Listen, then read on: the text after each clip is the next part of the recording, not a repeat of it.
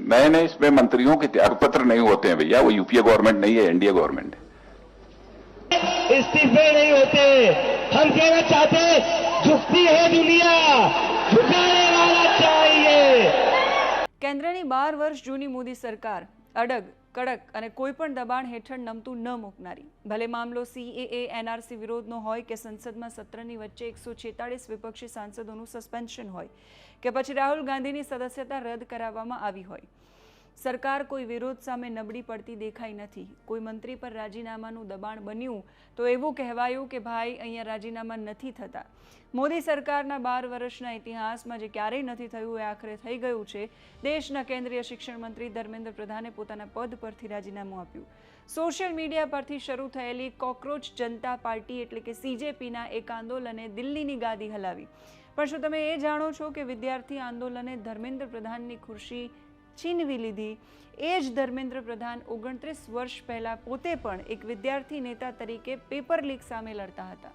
ઇતિહાસે કેવી રીતે આ ચક્ર પૂરું કર્યું, ચાલો જાણીએ આ વિડીયોમાં। નમસ્કાર, આપની સાથે હું સેજલ।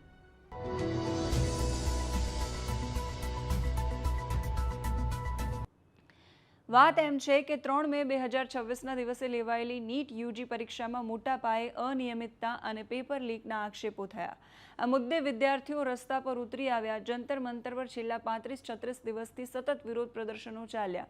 આંદોલનને બળ મળ્યું જ્યારે જાણીતા સામાજિક કાર્યકર્તા સોનમ વાંગચુક પણ વિદ્યાર્થીઓના સમર્થનમાં 26 દિવસના ઉપવાસ પર ઉતરી ગયા।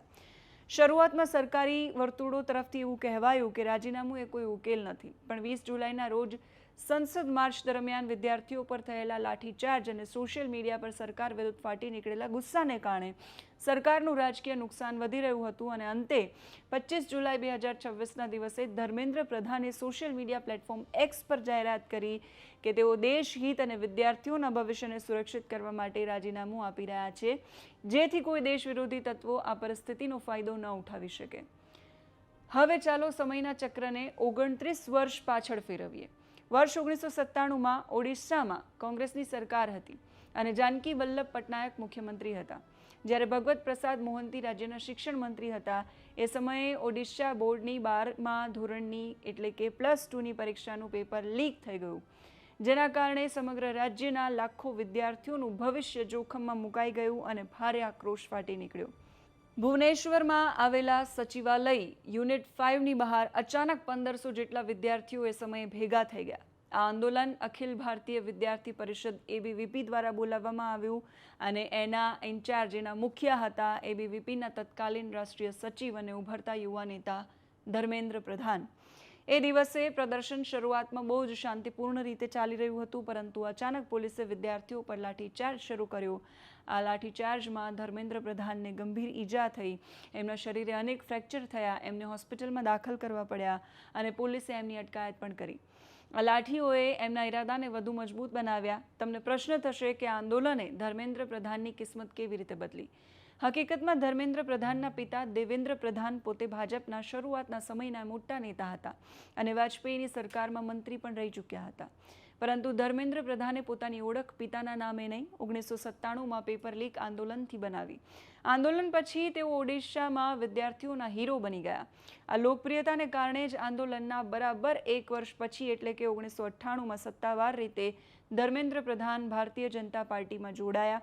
વિદ્યાર્થી નેતામાંથી સીધા જ મેઇન સ્ટ્રીમ પોલિટિક્સમાં આવ્યા। વર્ષ 2000માં એટલે કે આંદોલનના 3 જ વર્ષમાં ઓડિશાની પલ્હારા બેઠક પરથી પ્રથમ વખત ધારાસભ્ય તરીકે ચૂંટાયા। વર્ષ 2001માં ઓડિશા ભાજપ યુવા મોરચાના પ્રમુખ બન્યા। 2004માં દેવગઢ બેઠક પરથી પહેલીવાર સાંસદ તરીકે લોકસભામાં પહોંચ્યા। આમ 1997ના એક આંદોલને અને વિદ્યાર્થીઓ માટે ખાધેલી લાઠીએ ધર્મેન્દ્ર પ્રધાન માટે દિલ્હીની સત્તાના દરવાજા ખોલી નાખ્યા। હવે પાછા આવો વર્તમાન સમયમાં। સમય બદલાયો અને પાત્રો પણ બદલાયા। જે ધર્મેન્દ્ર પ્રધાન 1997માં પેપર લીક સામે લડીને નેતા બન્યા એ 2026માં દેશના કેન્દ્રીય શિક્ષણ મંત્રી તરીકે સત્તા પર હતા, પણ આ વખતે 3 મેના રોજ લેવાયેલી નીટ યુજી પરીક્ષા અને સીબીએસઈના ઓન સ્ક્રીન માર્કિંગ પ્રોસેસમાં મોટી ગેરરીતિઓ સામે આવી।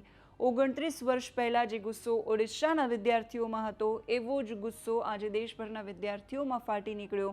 20 જૂનથી સોશિયલ મીડિયા પર સક્રિય થયેલી કોકરોચ જનતા પાર્ટીએ દિલ્હીના જંતર મંતર પર ઐતિહાસિક ધરણા શરૂ કર્યા. આખરે હિંસા, રાજકીય દબાણ અને બધું જ જે કહો એ પરિસ્થિતિને લઈને 25 જુલાઈએ વડાપ્રધાન નરેન્દ્ર મોદીને ધર્મેન્દ્ર પ્રધાને પોતાનું રાજીનામું સોંપી દીધું. પોતાના હિન્દીમાં લખેલા રાજીનામાના પત્રમાં એમણે લખ્યું કે દેશના યુવાનોની ભાવનાઓનું એ સન્માન કરે છે. જંતર મંતર પર ચાલી રહેલા આ વિરોધનો કોઈ દેશ વિરોધી તત્વો ફાયદો ન ઉઠાવે એના માટે પોતે રાજીનામું આપી રહ્યા છે. કોકરોચ જનતા પાર્ટીના સ્થાપક અભિજીત દીપકેએ આ પોસ્ટને એમની પહેલી જીત ગણાવી.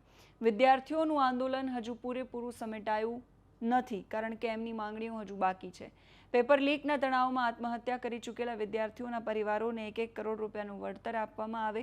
પ્રદર્શનકારી વિદ્યાર્થીઓ પર થયેલા તમામ પોલીસ કેસ પાછા ખેંચવામાં આવે. આંદોલન દરમિયાન વિદ્યાર્થીઓ પર અત્યાચાર કરનાર પોલીસકર્મીઓ સામે કડક અને દંડાત્મક પગલાં લેવાય આ સીજેપીની માંગ છે. ધર્મેન્દ્ર પ્રધાનના ગયા પછી હવે પ્રહલાદ જોશીને શિક્ષણ મંત્રાલયનો એડિશનલ ચાર્જ સોંપવામાં આવ્યો છે. પણ આ આખી ઘટના આપણને શીખવે છે કે લોકશાહીમાં સ્ટુડન્ટ્સ પાવર એટલે કે વિદ્યાર્થીઓની તાકાતથી મોટું કંઈ નથી હોતું. લોકતંત્રમાં અવાજ ઉઠાવો, એની સામે તમને જવાબ મળે છે. ધીરજની જરૂર છે. જે તાકાતે ધર્મેન્દ્ર પ્રધાનને 1997માં નેતા બનાવ્યા એ જ તાકાતે 2026માં એમની ખુરશી પણ છીનવી લીધી. તમને શું લાગે છે પ્રહલાદ જોશીના આવ્યા પછી આપણી એજ્યુકેશન સિસ્ટમ સુધરશે?